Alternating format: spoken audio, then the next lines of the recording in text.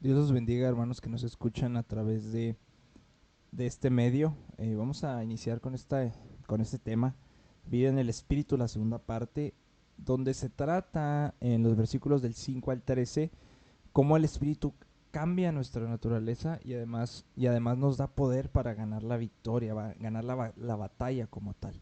Y dice los versículos de Romanos capítulo 8 del 5 al 13, porque los que son de la carne piensan en las cosas de la carne, pero los que son del Espíritu en las cosas del Espíritu. Porque el ocuparse de la carne es muerte, pero el ocuparse del Espíritu es vida y paz. Por cuanto los designios de la carne son enemistad contra Dios, porque no se sujetan a la ley de Dios, ni tampoco pueden. Y los que viven según la carne no pueden agradar a Dios, mas vosotros no vivís según la carne, sino según el Espíritu, si es que el Espíritu de Dios mora en vosotros. Y si alguno no tiene el Espíritu de Cristo, no es de él. Pero si Cristo está en vosotros, el cuerpo, la verdad, está muerto a causa del pecado, mas el Espíritu vive a causa de la justicia. Y si el Espíritu de aquel que levantó de los muertos a Jesús mora en vosotros, el que levantó de los muertos a Cristo Jesús vivificará también vuestros cuerpos mortales por su Espíritu que mora en vosotros. Así que, hermanos, deudores somos no a la carne, para que vivamos conforme a la carne, porque si vivís conforme a la carne, moriréis. Mas si por el Espíritu hacéis morir las obras de la carne, viviréis. La riqueza espiritual, este, tanto teológica como práctica en este capítulo, está más allá de todo cálculo, sobrepasa, sobrepasa, creo yo, cualquier posibilidad de comentario adecuado, de enseñanza adecuada. Lo que enseña el Espíritu es una enseñanza, en este capítulo es una enseñanza increíble, impresionante. Y cuando es leído por cada uno de nosotros, con una mente dispuesta, con un corazón obediente a la palabra de Dios, es enriquecedor como tal. Es uno de los capítulos, lo consideran los teólogos, supremo de las escrituras como tal, en el sentido de que tiene el poder para cambiar vidas. Y avanza este capítulo a lo largo de pareciera que es como una escalera, ¿no? Un recorrido que va hacia arriba, que se torna cada vez más interesante, cada vez más sublime, y termina en los versículos 38 y 39 eh, con una alabanza, con un loor de adoración, de certidumbre. Dice, por lo cual estoy seguro que ni la muerte ni la vida, ni ángeles, ni principados, ni potestades, ni lo presente ni lo porvenir, ni lo alto ni lo profundo, ni ninguna cosa creada nos podrá separar del amor de Dios que es en Cristo Jesús, Señor nuestro. Amados, el Espíritu Santo se menciona a lo largo de la carta hasta donde vamos. En los primeros 7 capítulos se menciona algunas veces, pocas, muy pocas veces. Pero aquí en este capítulo 8 se hace referencia al Espíritu Santo a cerca de unas 20 veces, solo en este capítulo. ¿Por qué? Porque el Espíritu Santo es para el creyente, es para nosotros los que creemos, lo que Dios creador es para el mundo físico como tal, ¿no? ¿Qué quiere decir esto? Sin Dios, el mundo físico no existiría. Así, el mundo físico ha sido creado y es sustentado continuamente por el poder de un Dios omnipotente creador como tal. Y de igual manera, nosotros como creyentes necesitamos del Espíritu Santo, quien por supuesto también participó en la creación del mundo, obviamente lo sabemos.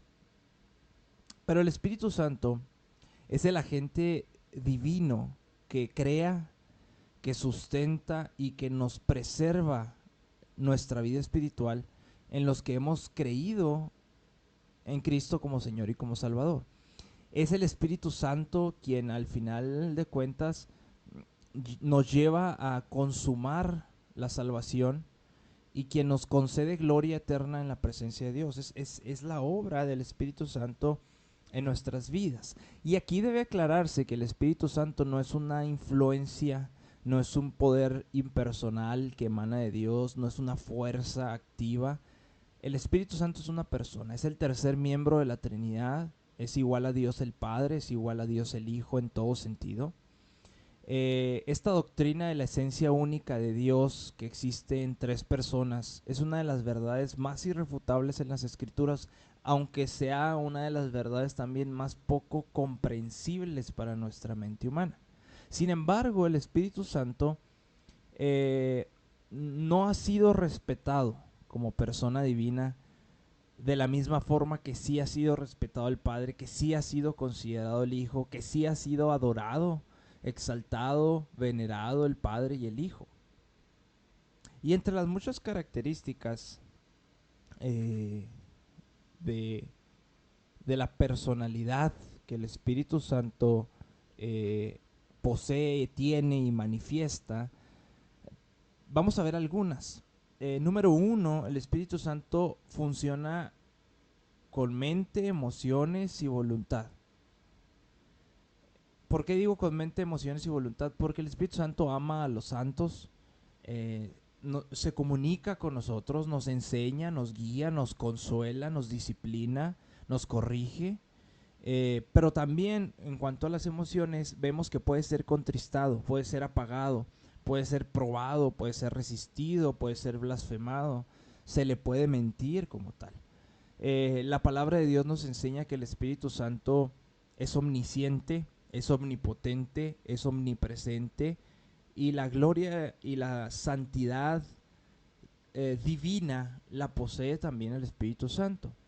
En la Escritura vemos que el Espíritu Santo es llamado Dios, es llamado Señor, es llamado el Espíritu de Dios, el Espíritu del Señor, el Espíritu de Yahvé o de Jehová, el Espíritu del Padre, el Espíritu del Hijo, el Espíritu de Jesús, es llamado el Consolador, el Abogado para los creyentes. Así es llamado el Espíritu Santo, y estas son las características o algunas de ellas que encontramos a lo largo de las Escrituras.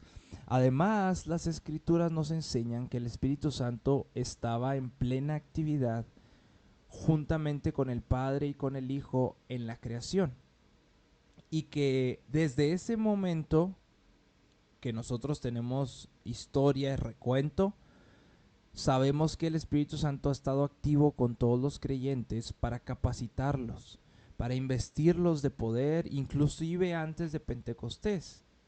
El Espíritu Santo siempre ha convencido a los seres humanos de pecado, ha traído salvación a quienes creen en verdad, ha enseñado a adorar, a obedecer, a servir a Dios de la manera correcta. Es el Espíritu Santo, el agente divino, que de una manera única en el Antiguo Testamento venía sobre los siervos de Dios. Es el agente divino también que inspiró a hombres escogidos por Dios en su soberanía y en su majestad para escribir lo que ahora tenemos como palabra de Dios. Y los creyentes verdaderos, podemos ver, siempre han servido a Dios con un poder y una fuerza que no son humanos, sino con la fuerza y el poder del Espíritu Santo de Dios. El Espíritu Santo, amados, participó en la concepción de Jesús directamente como un ser humano y en su bautismo. Participó en la unción de Jesús, participó en la tentación de Jesús, participó en la enseñanza de Jesús, en sus milagros, en su muerte, en su resurrección. Estuvo presente la participación del Espíritu Santo. Y desde Pentecostés, el Espíritu Santo ha estado en cada uno de los creyentes en toda su plenitud, y ha alumbrado nuestro entendimiento aplicando la palabra de Dios en nuestras vidas, ha llenado nuestras vidas de poder para santificarnos de una manera eh, divina, milagrosa, increíble, a lo mejor para algunos. El Espíritu Santo nos llena, nos sella, tiene comunión, tiene compañerismo con cada uno de nosotros, intercede por nosotros, nos ha consolado, nos exhorta, nos amonesta, nos disciplina, nos corrige, nos santifica, trae para nosotros la capacitación que ningún instituto bíblico, ninguna enseñanza bíblica, ni ningún maestro bíblico nos puede dar. Pero además nos ha santificado y nos ha capacitado para resistir el pecado y poder servir a Dios de la manera correcta. En este pasaje vamos a ver eh, una exposición de los resultados increíbles de la justificación a través de la fe. Específicamente estos beneficios obrados por el Espíritu a partir de esta libertad que nos ha dado Dios de la condenación. Y en los versículos 2 y 3 que veíamos las semanas anteriores, vimos que Pablo discute la manera de cómo el Espíritu es que nos libertó del pecado y de la muerte. En el versículo 4 vimos la forma en cómo es que nos ha capacitado para cumplir la ley de Dios. Pero en estos versículos vamos a ver que el Espíritu Santo también ha cambiado nuestra naturaleza. Y no nada más eso, sino que nos ha dado la fuerza, la fortaleza para tener victoria sobre la carne que todavía no ha sido redimida. Y vamos a ver este primer punto. Dentro de este tema vemos que el Espíritu ha cambiado nuestra naturaleza en los versículos del 5 al 11 que dicen, porque los que son de la carne piensan en las cosas de la carne, pero los que son del Espíritu en las cosas del Espíritu. Porque el ocuparse de la carne es muerte, pero el ocuparse del Espíritu es vida y paz. Por cuanto los designios de la carne son enemistad contra Dios, porque no se sujetan a la ley de Dios ni tampoco pueden. Y los que viven según la carne no pueden agradar a Dios. Mas vosotros no vivís según la carne, sino según el Espíritu, si es que el Espíritu de Dios mora en vosotros. Y si alguno no tiene el Espíritu de Cristo, no es de él. Pero si Cristo está en vosotros, el cuerpo en verdad está muerto a causa del pecado, mas el Espíritu vive a causa de la justicia. Y si el Espíritu de aquel que levantó de los muertos a Cristo Jesús mora en vosotros, el que levantó de los muertos a Cristo Jesús vivificará también vuestros cuerpos mortales por su Espíritu, o por el Espíritu que mora en vosotros. En este versículo 4, el Espíritu Santo nos habla acerca de nuestra conducta como creyentes y argumenta que los creyentes nos caracterizamos por el hecho de que no andamos conforme a la carne, sino conforme al Espíritu. Y como en los versículos 2 y 3, la conjunción porque en el versículo 5 tiene un significado de causalidad. ¿Qué quiere decir esto? Tiene un significado de razón como tal.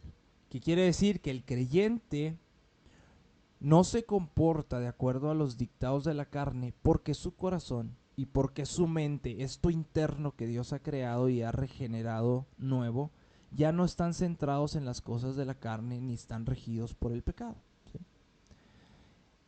Y debemos entender, amados, que ante los ojos de Dios existen únicamente dos clases de personas en el mundo: los que le pertenecen a Él y los que no le pertenecen. Dicho de otra manera, existen los que son de la carne y los que son del Espíritu.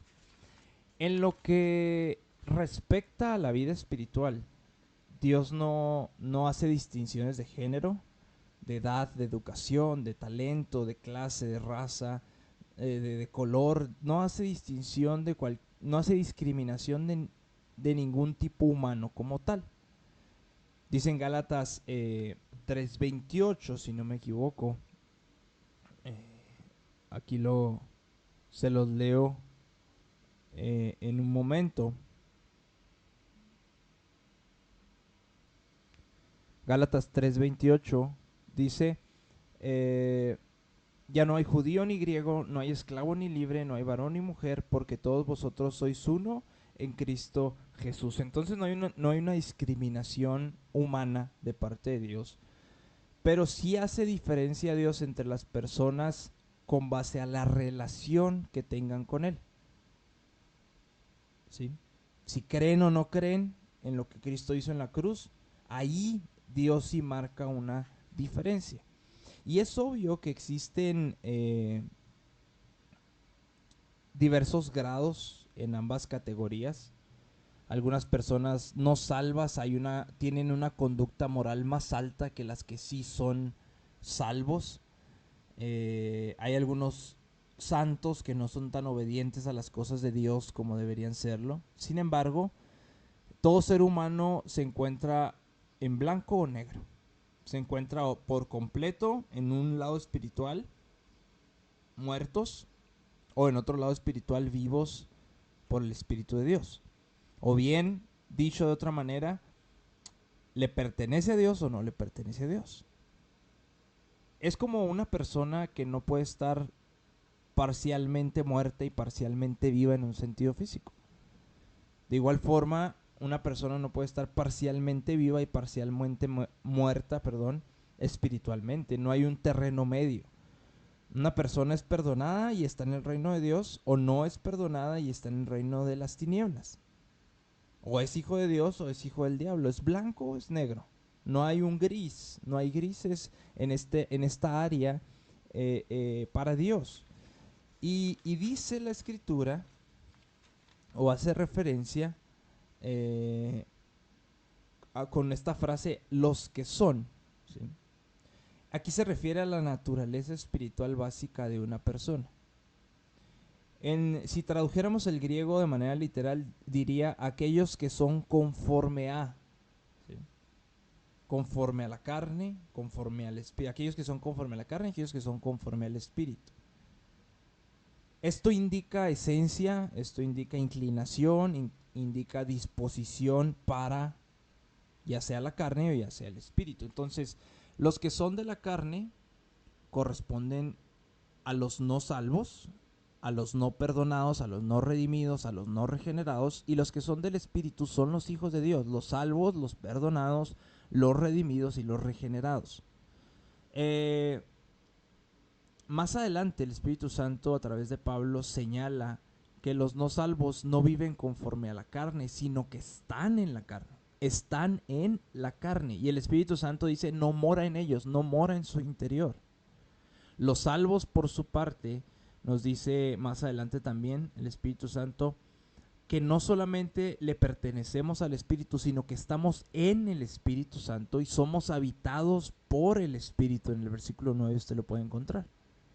Pero aquí en el versículo 5 en el que estamos iniciando, está hablando del patrón espiritual que determina la vida de una persona. En los versículos 8 y 9 está hablando de la esfera espiritual de la vida de una persona, pero aquí está hablando del patrón espiritual que determina la vida de una persona. Esta frase piensan es una sola palabra en griego, es un verbo, y se refiere a una orientación básica. Se refiere al sesgo mental, se refiere a estos patrones básicos de pensamientos que todos los seres humanos tenemos.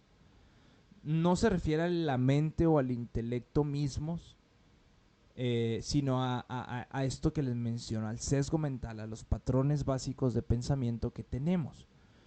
Incluye los afectos de una persona, incluye el razonamiento de una persona, y podemos ver que el Espíritu Santo lo utilizó en la carta a los Filipenses, en Filipenses 2:5, cuando nos amonesta y nos dice, haya pues en vosotros este mismo sentir, o esta misma, en griego utiliza la misma palabra, esta misma manera de pensar que hubo también en Cristo Jesús.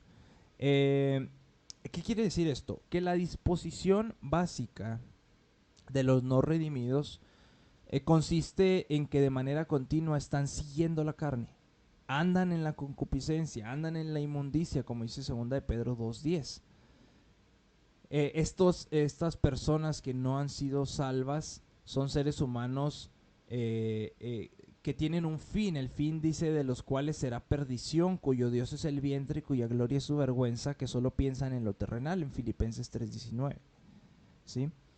Entonces, las cosas de la carne que dice en estos versículos que estamos estudiando, incluyen filosofías, incluyen religiones falsas que de forma invariable apelan a la carne, ya sea abiertamente o sutilmente, por medio de un interés que es egocéntrico, por medio de un esfuerzo individual, como el judaísmo se distorsionó y cayó en esto. Entonces, esta es la disposición básica de los que no han sido redimidos, la carne como tal. Por su parte, los que hemos sido redimidos, la disposición básica dice, pero los que son del Espíritu,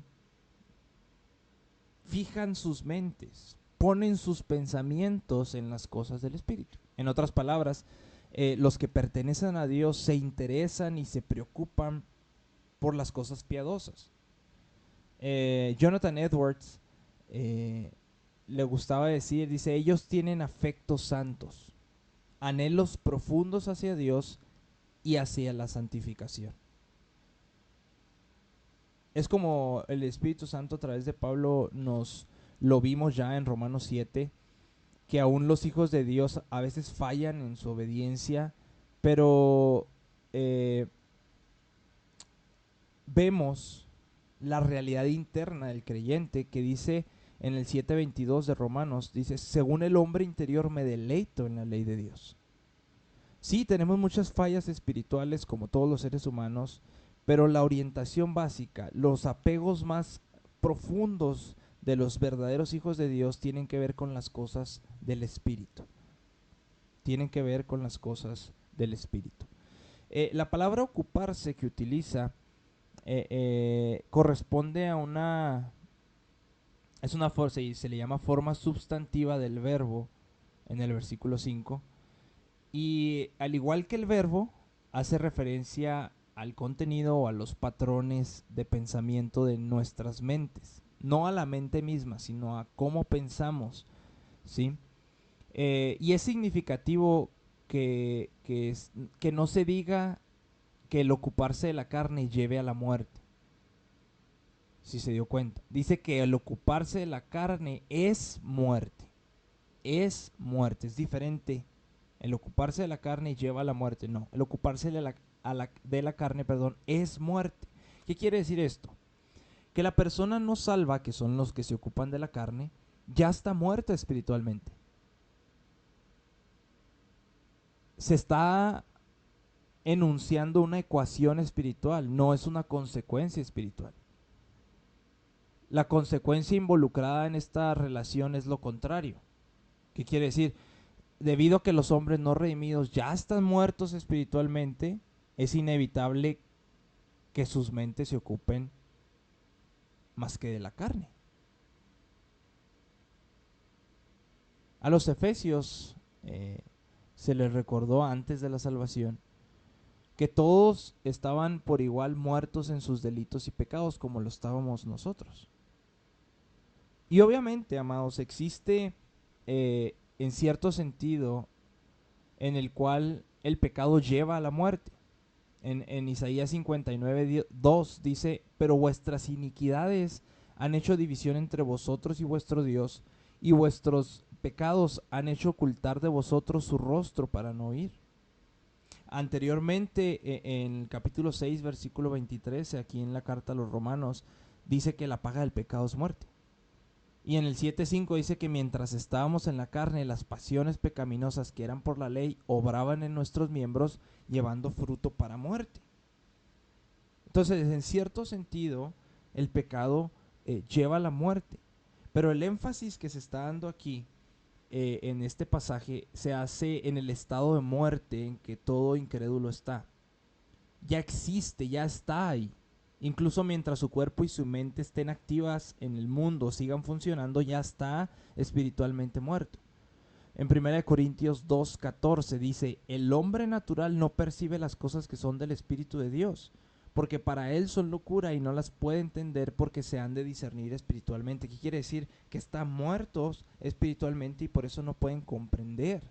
Es un estado en el que ya están, en un estado de muerte como tal.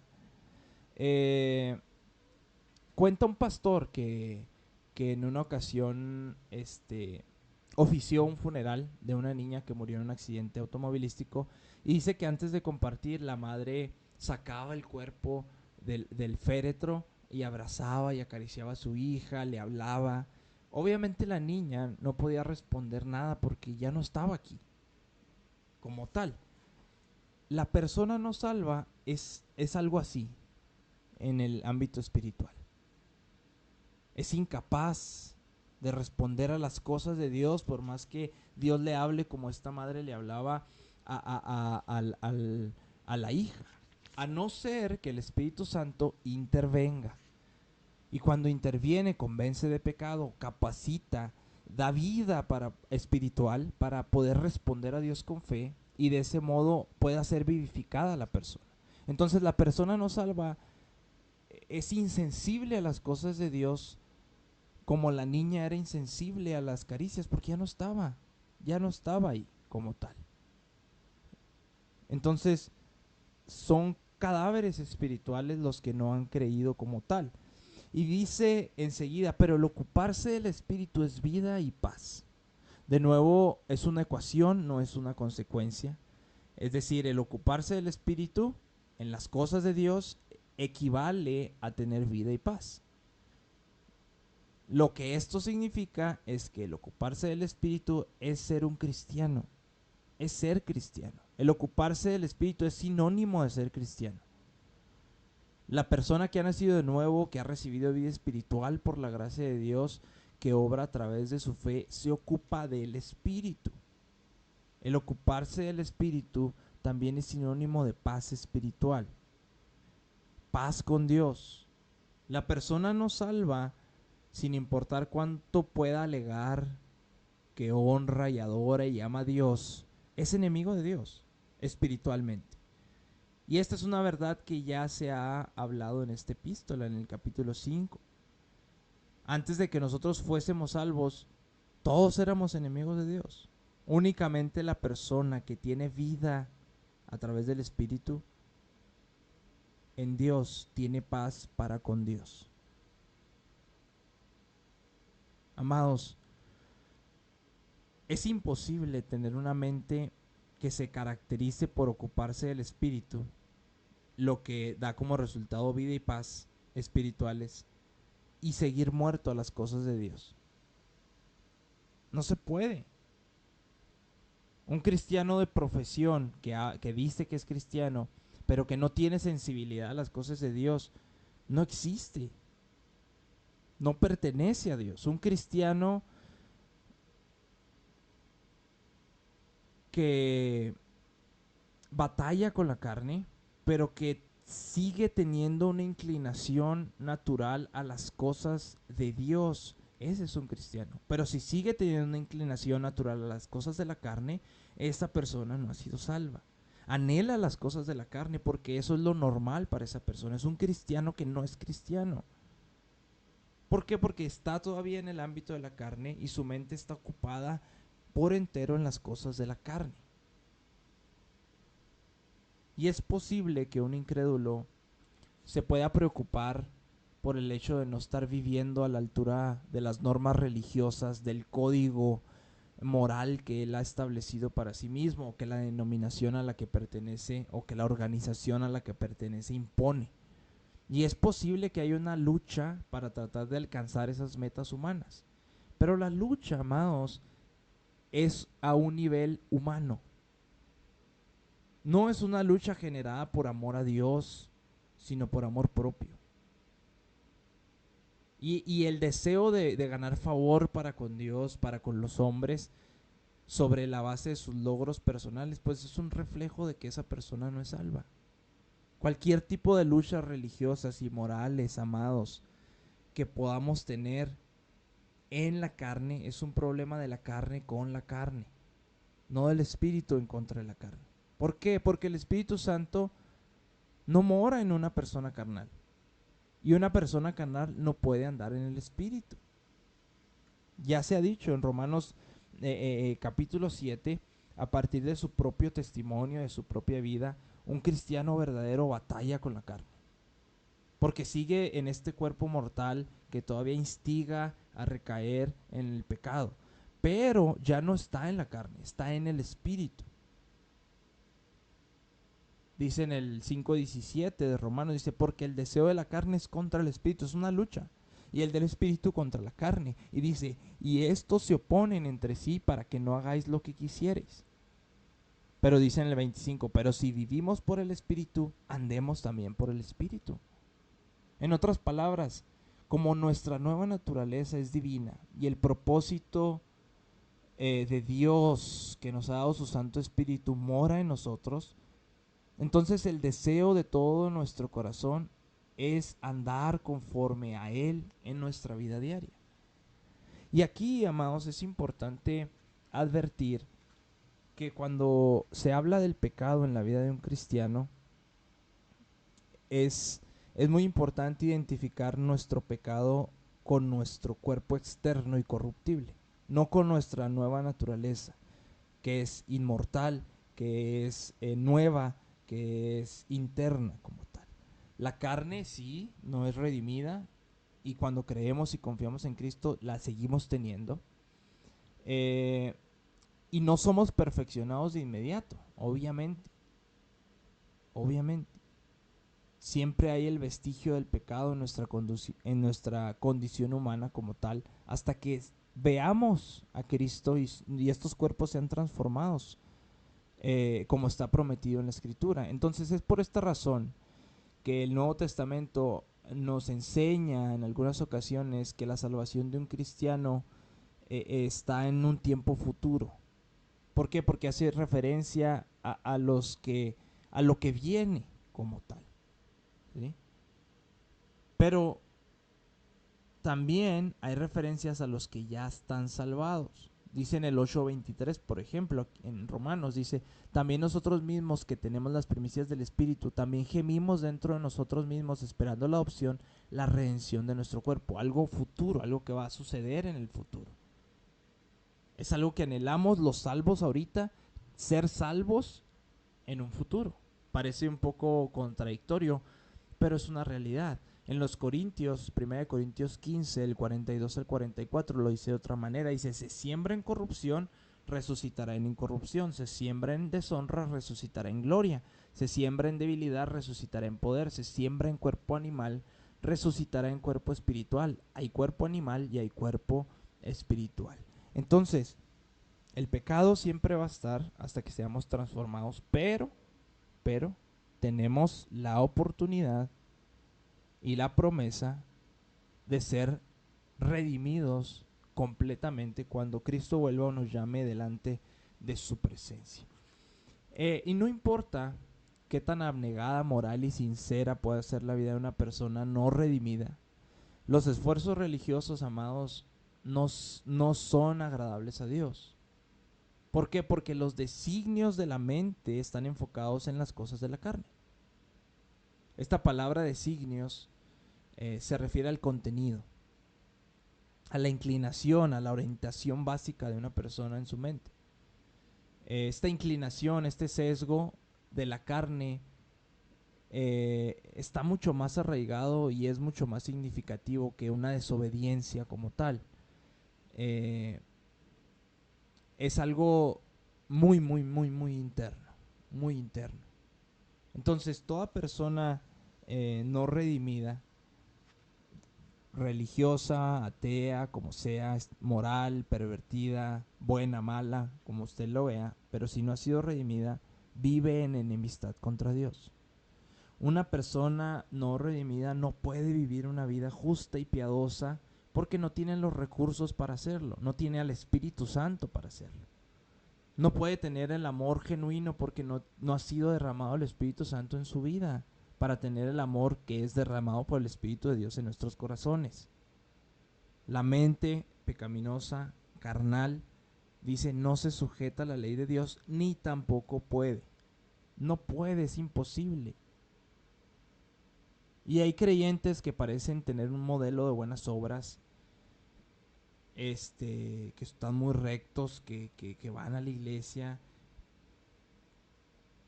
pero no están en el espíritu, sino en la carne. Entonces no son realmente creyentes, ¿sí? Entonces, si nuestra mente carnal no se sujeta, si la mente carnal pues no se sujeta ni puede sujetarse a la ley de Dios, entonces pues la operación ya es sencilla. El resultado es lógico. Entonces, los que viven según la carne no pueden agradar a Dios. No hay posibilidad de agradar a Dios. ¿Sabía que el ser humano fue creado para agradar a Dios? Fue el propósito principal para ser creados. Al principio de la sección práctica de Romanos, en Romanos 12, versículo 1 y 2, dice: así que, hermanos, os ruego por las misericordias de Dios que presentéis vuestros cuerpos en sacrificio vivo, santo, agradable a Dios, que es vuestro culto racional. No os conforméis a este siglo, sino transformaos por medio de la renovación de vuestro entendimiento, para que comprobéis cuál sea la buena voluntad de Dios, agradable y perfecta. A los corintios les decía: ausentes o presentes, sean agradables al Señor. Segunda de Corintios 5:9. A los tesalonicenses en 4:1, primera de Tesalonicenses 4:1, les dijo: que de tal manera que aprendisteis de nosotros como os conviene conducirnos y agradar a Dios, así abundéis más y más. Fuimos creados para agradar a Dios originalmente, y Dios obra en su espíritu, por su espíritu en nuestras vidas, para regresar a ese modelo original. Entonces, una vez descritas las características y las incapacidades espirituales de quienes están en la carne, nuevamente se dirige a quienes no viven según la carne, sino según el espíritu. Jesús se lo explicó a Nicodemo. Le dijo: lo que es nacido de la carne, carne es, y lo que es nacido del espíritu, espíritu es, en Juan 3:6. Amados, la carne humana es pecaminosa. La carne humana produce carne y más carne.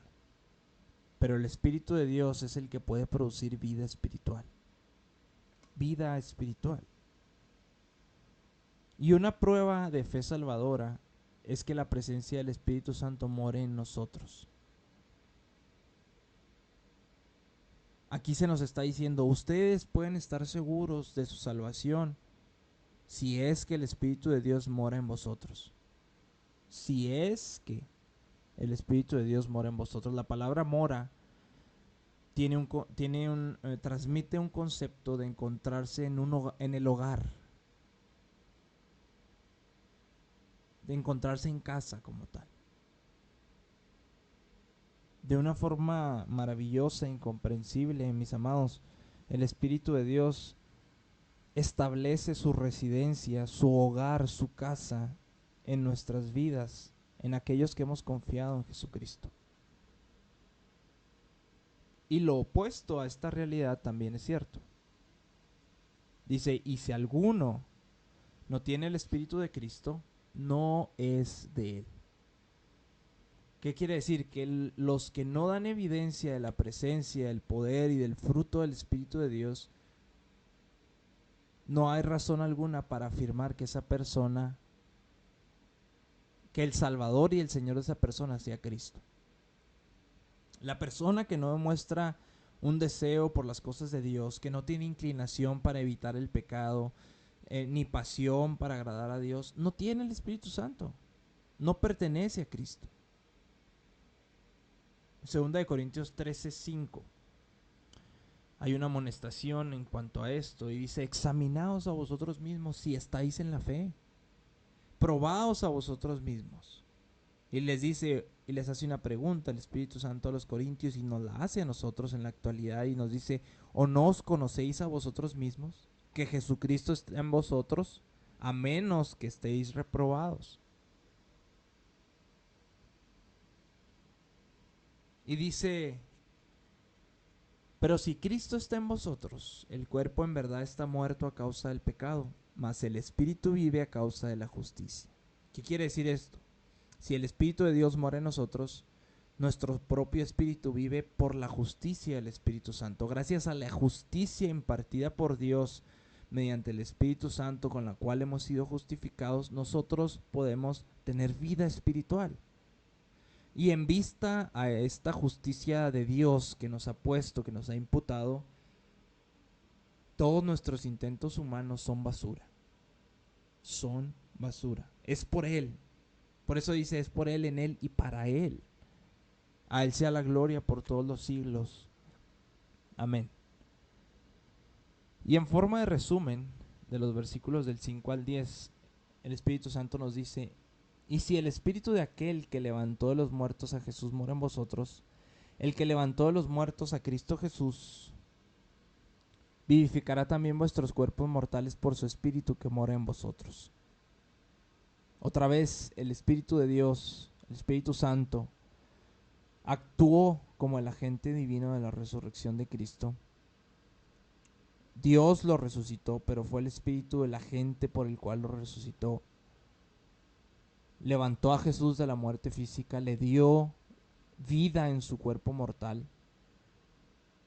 Y hay una promesa para nosotros, que también en cada uno de los que creemos tenemos vida ahora y vida para siempre.